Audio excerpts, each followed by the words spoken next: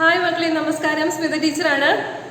മുൻ വർഷങ്ങളിൽ പരീക്ഷയ്ക്ക് ചോദിച്ചിട്ടുള്ള ചോദ്യങ്ങൾ ഉൾപ്പെടുത്തിക്കൊണ്ടുള്ള മാതൃകാ ചോദ്യോത്തരങ്ങളുടെ 7ാമത്തെ ക്ലാസ്സാണിന്ന്.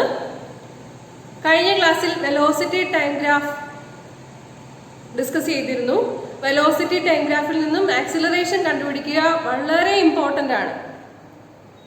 അതുകൊണ്ട് ഒരിക്കൽ കൂടി വെലോസിറ്റി ടൈം ഗ്രാഫ് വിശകലനം ചെയ്ത് ആക്സിലറേഷൻ കണ്ടുപിടിക്കുന്ന രീതികൾ പറഞ്ഞു തരാം എന്ന് വിചാരിക്കുന്നു. എല്ലാവർക്കും ക്ലാസ്സിലേക്ക് സ്വാഗതം. ക്വസ്റ്റ്യൻ നോക്കിക്കോളൂ. Velocity time graph of A ball thrown vertically upwards with an initial velocity is shown in the figure. Calculate the acceleration of the ball from the graph. അപ്പോൾ ഇതാണ് നമ്മുടെ വെലോസിറ്റി ടൈം ഗ്രാഫ് എന്ന് പറയുന്നത്. Velocity along the y-axis and time along the x-axis. Velocity meter per second ലാണ്, time second ലാണ്. SI യൂണിറ്റിൽ തന്നെയാണ് തന്നിരിക്കുന്നത്. ഈ ഗ്രാഫിൽ നമുക്ക് നോക്കിയാൽ മനസ്സിലാവുന്ന കാര്യം, ഇനിഷ്യൽ വെലോസിറ്റി അതായത് മോഷൻ തുടങ്ങുന്നത് 100 മീറ്റർ പെർ സെക്കൻഡിലാണ്. വെലോസിറ്റി കുറഞ്ഞ് 10 സെക്കൻഡ് ആകുമ്പോഴേക്കും വെലോസിറ്റി 0 ആകും. പിന്നീട് റിവേഴ്സ് ഡിറക്ഷനിൽ നെഗറ്റീവ് ആക്സിസ് ആണ് ഇങ്ങോട്ടുള്ളത്. റിവേഴ്സ് ഡയറക്ഷനിൽ വെലോസിറ്റി കൂടി വരുന്നതായിട്ടാണ് ഈ ഗ്രാഫിൽ നിന്ന് നമുക്ക് മനസ്സിലാക്കാനാവുന്നത്. അപ്പോൾ ഈ ഗ്രാഫിന്റെ സ്ലോപ്പ് എടുത്തു കഴിഞ്ഞാൽ കിട്ടുന്നത് ആക്സിലറേഷൻ ആയിരിക്കും. സ്ലോപ്പ് കണ്ടുപിടിക്കാൻ വേണ്ടിയിട്ട് ഏതെങ്കിലും 2 പോയിന്റ്സ് എടുത്തിട്ട് സ്ലോപ്പിനുള്ള ഇക്വേഷൻ അറിയാം. y2 - y1 / x2 - x1 ചെയ്താൽ ആക്സിലറേഷൻ കിട്ടുന്നതായിരിക്കും. അപ്പോൾ അത് എങ്ങനെ കാണാമെന്ന് നോക്കിക്കോളൂ. നമുക്ക് 3 പോയിന്റ്സ് എടുത്തിട്ടുണ്ട്. ആ 3 പോയിന്റ്സ് എ ബി സി എന്ന് മാർക്ക് ചെയ്തിരിക്കുന്നു. എ എന്ന് പറയുന്ന പോയിന്റിന്റെ കോർഡിനേറ്റ്സ് 0 100 ആണ്. ബി യുടെ കോർഡിനേറ്റ്സ് ഇവിടെ നോക്കൂ, ഇത് 10 ആണ്. എക്സ് ആക്സിൽ y0, therefore 10 0 ആണ് ഇതിന്റെ കോർഡിനേറ്റ്സ്. സി യുടെ കോർഡിനേറ്റ്സ് എന്ന് പറയുന്നത് എക്സ് ആക്സിസിൽ 20 ആണ് ഇതിന്റെ കോർഡിനേറ്റ്. പിന്നെ y എന്ന് പറയുന്നത് -100 ആണ്. So these are the coordinates of the points A B and C.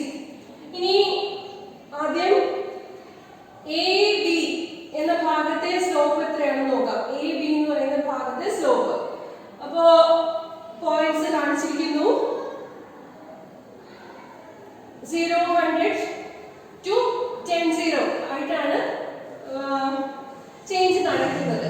Slope equal to y2 - y1 / x2 - x1. So y2 0 ആണ്, y1 100 ആണ്. 0 - 100 y2 - y1 വരും. x2 10 ആണ്, x1 0 ആണ്. സോ x2 - x1 എന്ന് പറയുന്നത് 10 തന്നെയായിരിക്കും വരുന്നത്. So acceleration A equal to -100 / 10 equal to -10 meter per second square. കഴിഞ്ഞ ക്ലാസ്സിൽ ഓൾറെഡി പറഞ്ഞതാണ് acceleration -10 meter per second square എന്നുള്ളത്.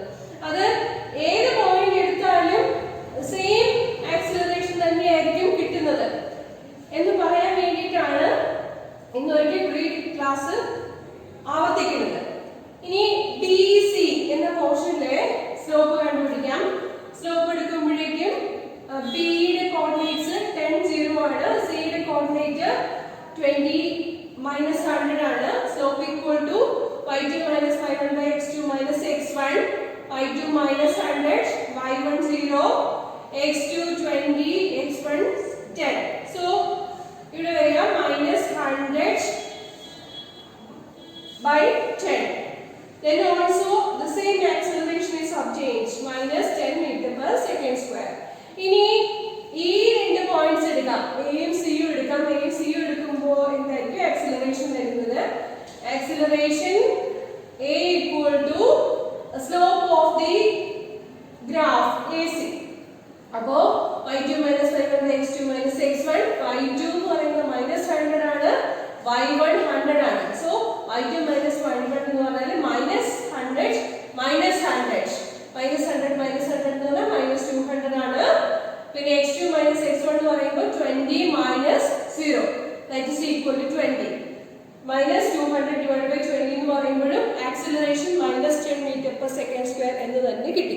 അപ്പോൾ വെലോസിറ്റി ടൈം ഗ്രാഫിൽ നിന്നും ആക്സിലറേഷൻ കണ്ടുപിടിക്കുന്ന മെത്തേഡ് എല്ലാവർക്കും മനസ്സിലായിട്ടുണ്ടാവും എന്ന് വിചാരിക്കുന്നു. വളരെ ഇമ്പോർട്ടൻ്റ് ആണ്, ചെയ്ത് പഠിക്കണം. ഇതുപോലത്തെ ഗ്രാഫ് തീർച്ചയായിട്ടും പരീക്ഷയ്ക്ക് പ്രതീക്ഷിക്കാം. ഓക്കെ, 3 മാർക്കിന്റെ 2 ചോദ്യങ്ങൾ കൂടിയാണ് പരിശോധിക്കാനുള്ളത്.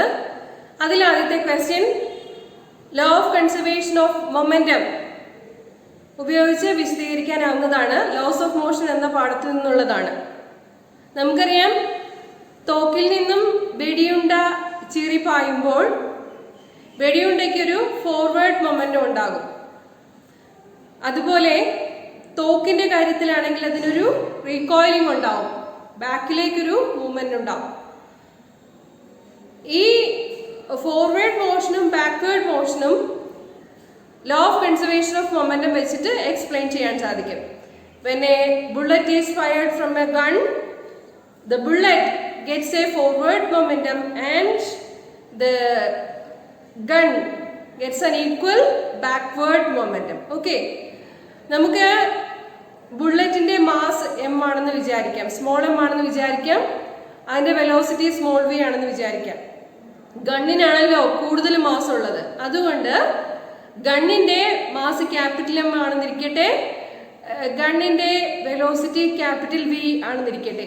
അങ്ങനെയാവുമ്പോൾ നമുക്ക് ഈ ചോദ്യം എങ്ങനെ വിശദീകരിക്കാം?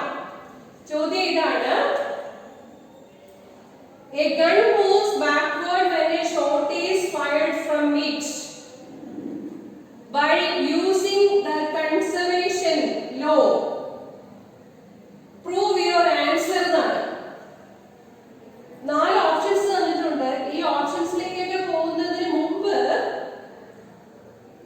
ബുള്ളറ്റ് ഫയറിംഗിന്റെ കാര്യത്തിൽ എന്താണ് സംഭവിക്കുന്നത് നമുക്ക് നോക്കാം. Momentum after firing equal to momentum before firing, അതായത് ടോട്ടൽ മൊമെന്റം കോൺസ്റ്റന്റ് ആണ്. ഓക്കെ, അപ്പോൾ momentum of the bullet, mass into velocity ആണ് ബുള്ളറ്റ് മൂവിംഗ് ഇഫക്റ്റ് പറയുന്നത്. m മാസ് ഉള്ള ബുള്ളറ്റിന് v വെലോസിറ്റി ആണെങ്കിൽ mv എന്നുള്ളതായിരിക്കും മൊമെന്റം ഓഫ് ദി ബുള്ളറ്റ്. ഇനി ഗണ്ണിന്റെ മൊമെന്റം ആണെങ്കിൽ എന്താ, ക്യാപിറ്റൽ M ഇൻടു v ആയിരിക്കും. അപ്പോൾ ഗണ്ണിന് റീകോയിലിംഗ് ഉണ്ടാവുന്നത് കൊണ്ട് ഗണ്ണിന്റെ മൊമെന്റം എന്നുള്ളത് മൈനസ് കൊടുക്കാം. ഓക്കെ, ഈ negative sign shows that the gun is recoiling. Momentum opposite ആയിട്ടാണ് വരുന്നത്. ഈ mv തന്നെയാണ് ഈ mv.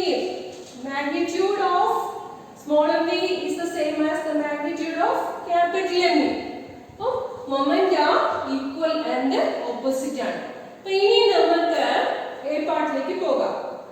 A gun moves backward when a shot is fired from it. Choose the correct statement. ഏതാണ് correct statement എന്ന് പറയാം. First statement: speed of the gun and bullet are equal. സ്പീഡിന്റെ കാര്യം ഇവിടെ പറയാൻ പറ്റില്ല, കാരണം ഡിറക്ഷൻ ഇമ്പോർട്ടന്റ് ആണ്. ബുള്ളറ്റ് മുമ്പിലേക്ക് പോകുന്നു, ഗൺ പിറകിലേക്ക് പോകുന്നു. അപ്പൊ ഡിറക്ഷൻ ഇമ്പോർട്ടന്റ് ആയതുകൊണ്ട് സ്പീഡ് എന്നുള്ള ആ ഓപ്ഷൻ ഇവിടെ എടുക്കാൻ പറ്റില്ല. So this statement is wrong. Second statement: momentum of the bullet and the gun are equal in magnitude and opposite in direction. അതാണ് നമ്മൾ ഇപ്പോൾ ചെയ്തത്. mv equal to minus mv. So the second statement is correct. Okay, second statement is correct. Momentum of the bullet and the gun are equal in magnitude but opposite in direction. Like what does this negative sign show? The negative sign shows that the gun is recoiling. തിരിച്ചു വരുന്നു, ഒരു backward motion ഉണ്ടാവുന്നതാണ് കാണിക്കുന്നത്. അടുത്ത option: momentum of the bullet and the gun are equal in magnitude and same in direction. Equal in magnitude ആണ്, പക്ഷേ opposite in direction ആണ്. അപ്പോൾ അതുകൊണ്ട് തേർഡ് സ്റ്റേറ്റ്മെന്റ് തെറ്റാണ്, സെയിം ഡയറക്ഷൻ അല്ല. Fourth: velocity of the gun and the bullet are equal. Velocity എന്ന് പറയുമ്പോൾ തന്നെ വെക്റ്റർ ക്വാണ്ടിറ്റി ആണ്, അതായത് ഡിറക്ഷൻ ഇമ്പോർട്ടന്റ് ആണ്. ഗണ്ണിന്റെ പറയുന്നത് ബാക്ക്വേർഡ് ആയിട്ടാണ് ഡിറക്ഷൻ പറയുക, ബുള്ളറ്റ് ആണ് മുന്നിലേക്ക് പോകുന്നത്. So velocity of the gun and bullet are equal എന്നൊരിക്കലും നമുക്ക് പറയാൻ പറ്റില്ല. മൊമെന്റം വെലോസിറ്റി വാല്യൂസ് എപ്പോഴും ഡിഫറെന്റ് ആയിരിക്കും. വെലോസിറ്റി കൂടുതലുള്ളത് ഏതിനായിരിക്കും? വെലോസിറ്റി കൂടുതലുള്ളത് ബുള്ളറ്റിനാണ് വെലോസിറ്റി കൂടുതൽ വരുന്നത്. ഗണ്ണിന്റെ വെലോസിറ്റി കുറവായിരിക്കും. ബുള്ളറ്റിന്റെ മാസ് കുറവാണ്, ഗണ്ണിന്റെ മാസ് കൂടുതലാണ്. ആ മൂവിങ് ഇഫക്റ്റ് പറയുന്ന momentum product of mass into velocity, അതാണ് എന്ത് equal in magnitude and opposite in direction വരുന്നത്. Law of conservation of momentum വെച്ചിട്ട് നമുക്കിത് എക്സ്പ്ലെയിൻ ചെയ്യാൻ സാധിക്കും. കാര്യം മനസ്സിലായിട്ടുണ്ടാവും എന്ന് വിചാരിക്കുന്നു. Momentum is conserved. Okay, that is forward momentum and backward momentum are equal and opposite, or mv plus capital MV equal to 0. Okay, total momentum is a constant. ഇത് പറയുന്നതാണ് law of conservation of momentum. Okay, 3 മാർക്കിന്റെ സെക്ഷനിലെ last ക്വസ്റ്റ്യനിലേക്ക് കടക്കുന്നു. ഇത് anomalous expansion of water പ്രകാരം വിശദീകരിക്കാനുള്ളതാണ്. വെള്ളത്തിന് ഒരു anomalous property ഉണ്ട്. അതെന്താന്ന് വെച്ചാല്, സാധാരണ എല്ലാ ഫ്ലൂയിഡ്സും എക്സ്പാൻസ് ഓൺ ഹീറ്റിംഗ് ആണെങ്കിൽ വെള്ളത്തിന്റെ കാര്യത്തിൽ കുറച്ച് വ്യത്യാസമുണ്ട്. 0 ഡിഗ്രി സെൽഷ്യസ് മുതൽ ചൂടാക്കുമ്പോൾ 4 ഡിഗ്രി സെൽഷ്യസ് എത്തുന്നത് വരെ അത് ആദ്യം കൺട്രാക്ട് ചെയ്യുകയാണ് ചെയ്യുക. വോളിയം കുറഞ്ഞു കുറഞ്ഞു വരും. വോളിയം കുറഞ്ഞു കുറഞ്ഞു വന്നിട്ട് 4 ഡിഗ്രി സെൽഷ്യസിൽ വോളിയം മിനിമം ആകും. വോളിയം മിനിമം ആവുക എന്ന് പറഞ്ഞു കഴിഞ്ഞാൽ ഡെൻസിറ്റി മാക്സിമം ആകും. Density of water is maximum at 4 degree Celsius. അതിനുശേഷം 4 ഡിഗ്രി സെൽഷ്യസിന് ശേഷം വീണ്ടും ചൂടാക്കിക്കൊണ്ടിരുന്നു കഴിഞ്ഞാൽ വോളിയം സാധാരണ പോലെ തന്നെ ഇൻക്രീസ് ചെയ്യുന്നതാണ്. ഓക്കെ, അപ്പൊ ഇതിന് പ്രാക്ടിക്കൽ ആപ്ലിക്കേഷൻസ് വളരെ കൂടുതലാണ്. നമുക്കറിയാം, മഞ്ഞ് മൂടിക്കിടക്കുന്ന പ്രദേശങ്ങളിലൊക്കെ 4 ഡിഗ്രി സെൽഷ്യസിൽ അക്വാട്ടിക് ലൈഫ് പോസിബിൾ ആണ്. മത്സ്യങ്ങളുടെയും മറ്റും ജീവനം 4 ഡിഗ്രി സെൽഷ്യസിലുള്ള വാട്ടറിൽ സാധ്യമാണ്. പക്ഷേ മുകളിൽ മഞ്ഞ് മൂടിക്കിടക്കുകയായിരിക്കും.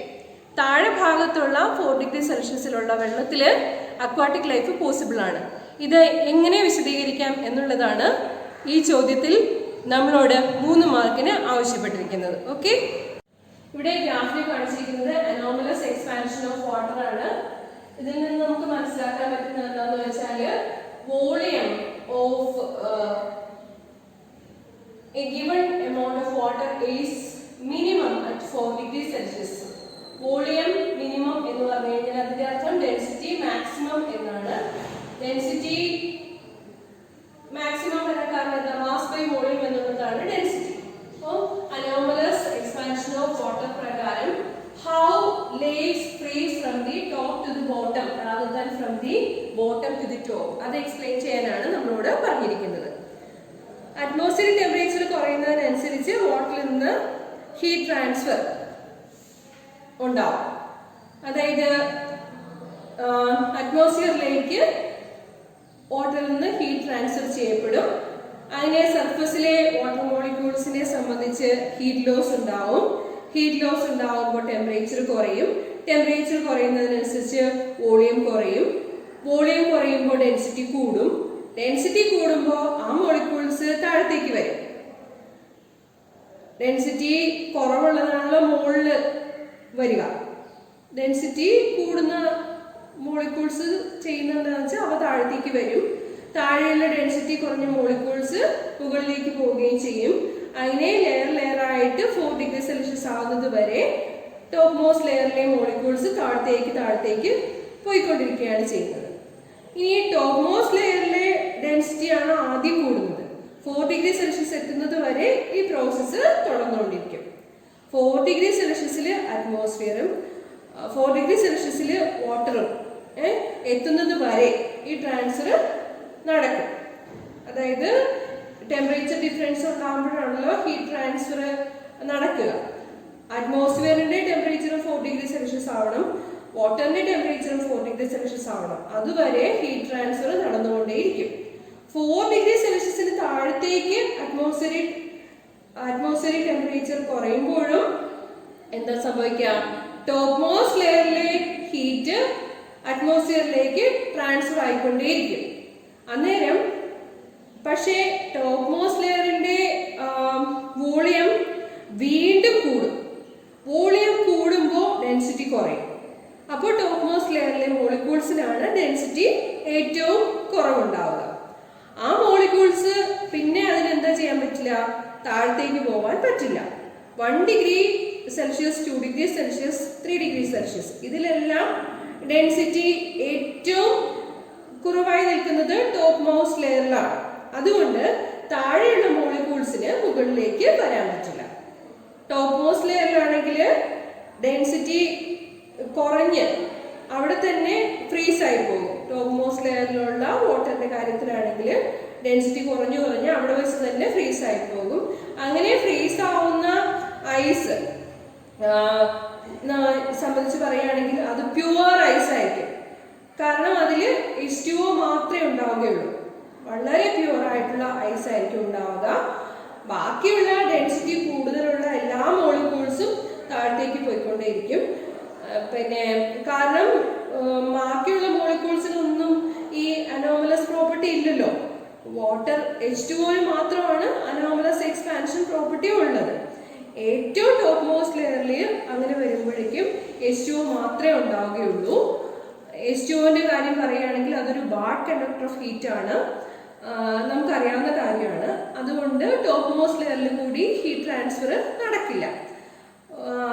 അപ്പോൾ താഴത്തെ വരുന്ന 4 ഡിഗ്രി സെൽഷ്യസിലുണ്ടല്ലോ, ആ താഴെയുള്ള 4 ഡിഗ്രി സെൽഷ്യസിലെ വാട്ടർ അങ്ങനെ തന്നെ മെയിൻറ്റെയിൻ ചെയ്യപ്പെടും. താഴെ അപ്പോൾ 4 ഡിഗ്രി സെൽഷ്യസിലെ വാട്ടർ ആയിരിക്കും. മുകളിൽ വരുന്നത് എന്താണ്?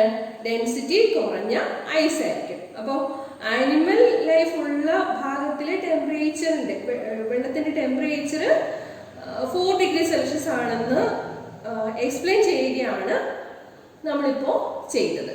ഓക്കെ, അപ്പോൾ ലേക്സിലെ കാര്യം പറയുകയാണെങ്കിൽ മുകളിൽ ഐസ് ആയിരിക്കും ഉണ്ടാവുക, താഴെ 4 ഡിഗ്രി സെൽഷ്യസിലുള്ള വാട്ടർ ആയിരിക്കും ഉണ്ടാവുക. ആ വാട്ടറിൽ എന്താ അക്വാട്ടിക് ലൈഫ് പോസിബിൾ ആയിരിക്കും. Okay, anomalous expansion of water explain ചെയ്യുകയാണ് ഏറ്റവും പ്രധാനമായിട്ടും വേണ്ടത്. ഓക്കെ, ഇനി അടുത്ത ക്ലാസ്സിൽ 2 മാർക്കിൻ്റെ ക്വസ്റ്റ്യൻസ് പരിശോധിക്കാം. ഒരു 2-3 ക്ലാസ്സുകൾ പരമാവധി വേണ്ടി വരും. അതോടുകൂടി 120 മാർക്കിൻ്റെ സെക്ഷൻ കംപ്ലീറ്റ് ആവും. ഇതുവരെ പറഞ്ഞു തന്ന കാര്യങ്ങൾ എല്ലാവർക്കും മനസ്സിലായിട്ടുണ്ടാവും എന്ന് വിചാരിക്കുന്നു. വെലോസിറ്റി ടൈം ഗ്രാഫ്, അതിൽ നിന്നും ആക്സിലറേഷൻ ചോദിക്കാനുള്ള ഒരു ക്വസ്റ്റ്യൻ തീർച്ചയായിട്ടും ഉണ്ടാവും. അത് നന്നായിട്ട് മനസ്സിലാക്കിക്കോണം, സ്ലോപ്പ് കണ്ടുപിടിച്ച് ആക്സിലറേഷൻ കണ്ടുപിടിക്കാനുള്ളത്. അടുത്ത ക്ലാസ്സിൽ വീണ്ടും കാണാം. നന്ദി, നമസ്കാരം.